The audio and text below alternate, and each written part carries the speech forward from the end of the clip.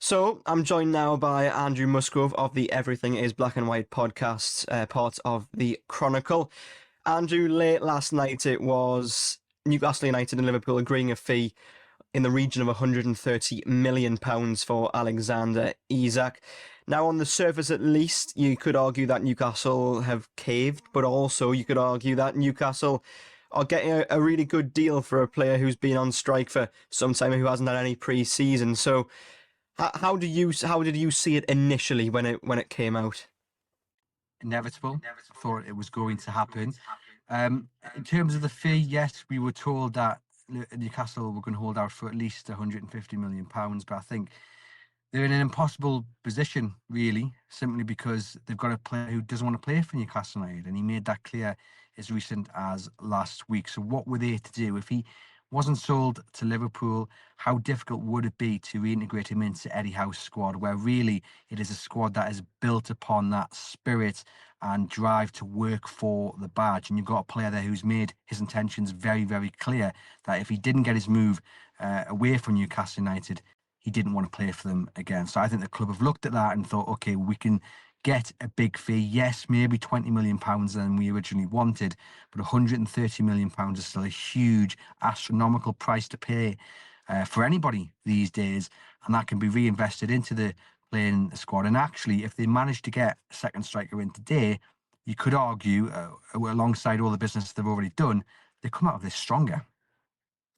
Well, we'll come on to that in just a moment as well. I think if you look at perhaps from a supporter perspective, certainly games recently, Newcastle fans have voiced their disdain for Alexander Isak. Lots of chants that certainly have shown just where the sentiment is from the supporter fan base. So despite the fact that they are losing a player who won them a cup final, who was revered, who scored twice against Sunderland, the way he's acted, clearly those bridges had been burnt. And so, from that perspective, do you think that Newcastle supporters are actually, despite what he's done in a black and white shirt, happy that he's probably not going to be here anymore? Yes. I think the majority will be, because, as you say, the bridges have been burned. And I never saw a way back for him. I know Eddie Howe was very diplomatic every time he was asked about it, but he had to be, because there was a chance that he would have to try and persuade Alexander Isak to pull on that black and white shirt again after the deadline had gone.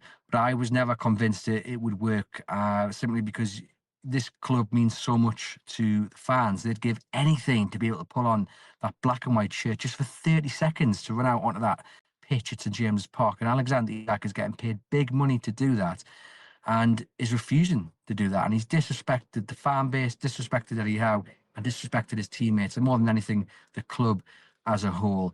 So I don't think you'll find many Newcastle United fans, if any at all, who are sad to see him go. I think where the sadness comes in is how his legacy's been tarnished, because you mentioned there what he achieved, and he could have gone to Liverpool this summer with that legacy intact, and Newcastle United fans would have reluctantly seen him go.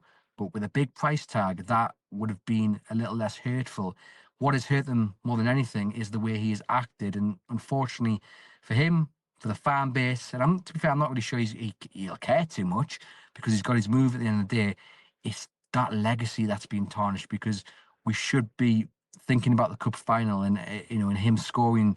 But I know people who can't even watch him score that goal anymore. And that's really, really sad. I think if we just finish, though, on the final point, is that gaining £130 million sorts Newcastle out PSR-wise for years and months to come. And from that perspective, given how much it's been, briefed in the media and talked about PSR, it does bring those issues to an end for at least a little while.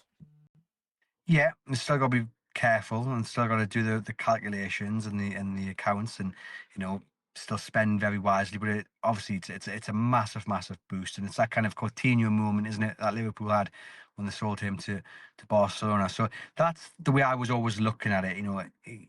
Sell Alexander Isak for a big amount of money, make sure you get a replacement in, and then actually you're in a really healthy position to go on